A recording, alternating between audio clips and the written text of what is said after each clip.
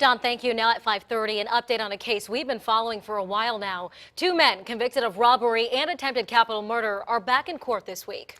This all started back in December 2014 when John Lewis and Rory Diggs robbed a Wells Fargo and shot at a state trooper as they were trying to get away. Both pleaded guilty, and Lewis was supposed to be sentenced in July, but it was delayed until today. Our Jason Marks was in court when Lewis learned his fate. He's live in the newsroom now with more. Jason? Guys, John Lewis is now 41 years old, but won't be able to get out until he's 81. The judge sentenced him to 40 years in prison for his part in that bank robbery that almost ended with killing a state trooper. John Lewis says he is sorry for what he and Rory Diggs did 2 years ago.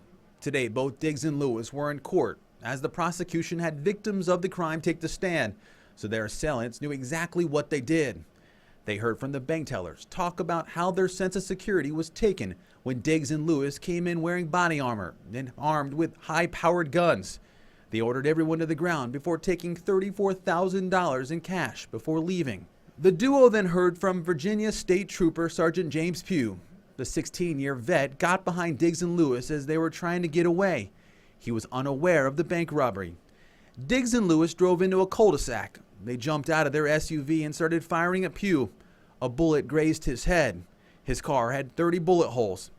Pugh told the court that he was in a bad spot, and he thought to himself he was going to die. He thought, I'm outgunned, I'm outmanned, and I didn't know if backup was coming.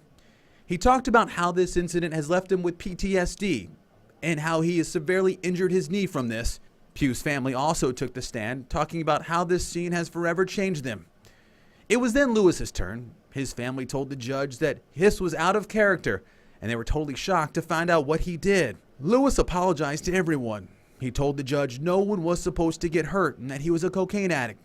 He said his judgment was clouded by 2.5 grams of coke that morning, and he simply made a bad decision. He'll now have a lot of time to think about what he did. And the judge said this was no desperate act by a drug addict. This was planned and calculated, and because of that, he sentenced him to 40 years in prison. Diggs will be sentenced tomorrow. Jason Marks, 10 on your side.